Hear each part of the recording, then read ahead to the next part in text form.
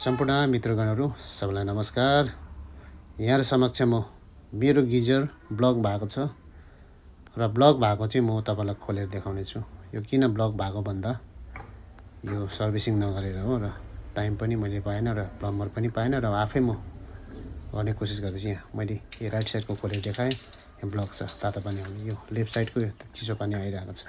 यो तातो पानी आउने चाहिँ ब्लक भएको छ मेरो, मतलब यो गिजर ब्लक छ। अहिले पुरा लेदो पसेको छ, यसमा माटो पसेको छ, त्यही कारणले ब्लक भएको छ र म यो बनाउन गइरहेको छु। लाइन काटिसकेको छु मैले।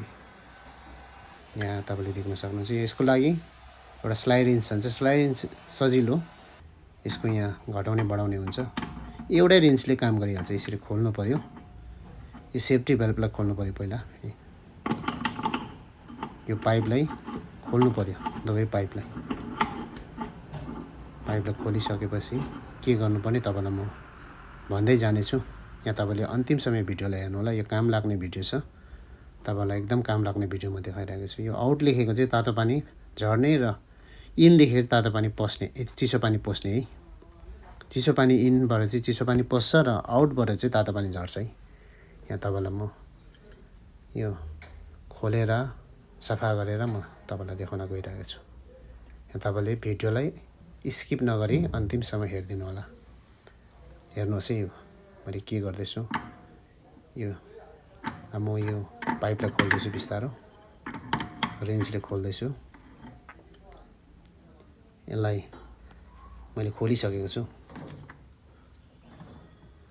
र यसलाई अब सफा गर्नुपर्ने। विशेष गरी सेफ्टी भ्याल्भलाई, यो सेफ्टी भ्याल्भमा भित्र लेदो जामेको हुन्छ। लेदो जामेकोलाई चाहिँ सफा गर्नुपर्ने म तरिका तपाईलाई सिकाउन गइरहेको छु। सेफ्टी भ्याल्भलाई म खोलिरहेको छु।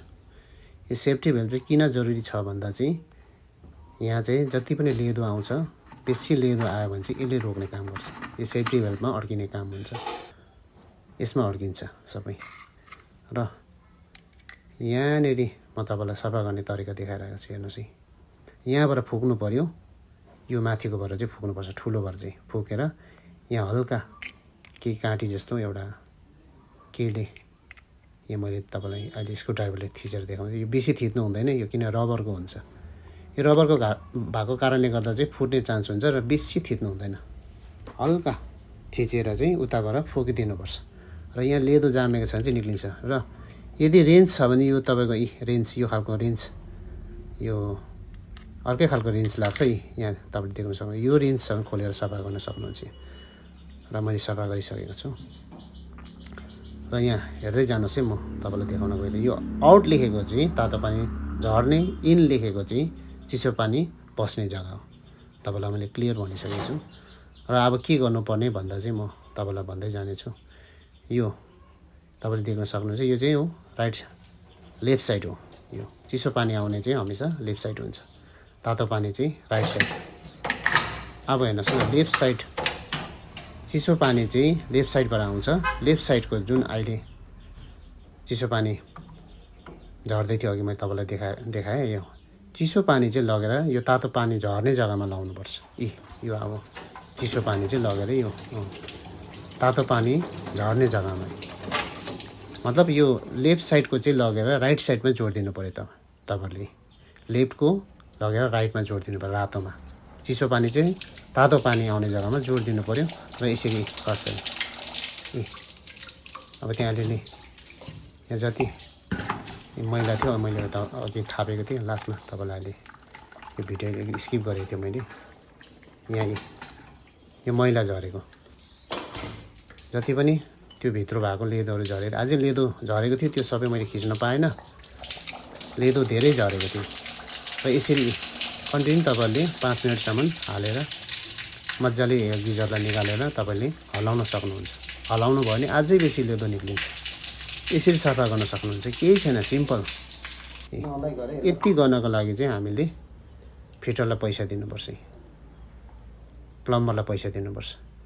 र फेरि यसरी मैले जोडेर देखाउँदैछु यी भ्याल्भलाई। अब मैले सफा गरिसकेको अब यो भ्याल्भलाई जोडेर म देखाउँदैछु। फेरि यसलाई त्यही रेन्जको मद्दतले फेरि यो भ्याल्भलाई जोड्नुपर्छ। त्यहाँ जोडिसके बापत यहाँ तपाईँले देख्न सक्नुहुन्छ।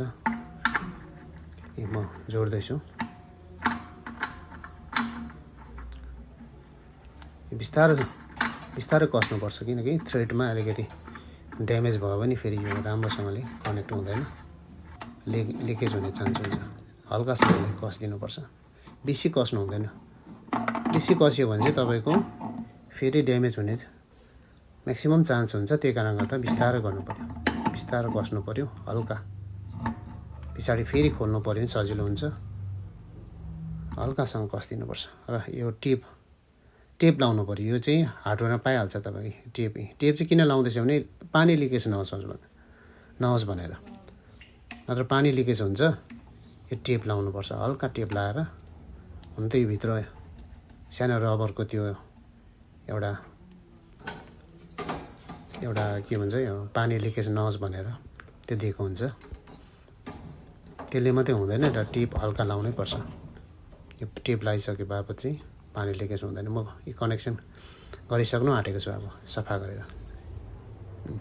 अहिले आएको छैन, कनेक्सन गरेको छु नि। चिसो पानी आउँदैछ अहिले।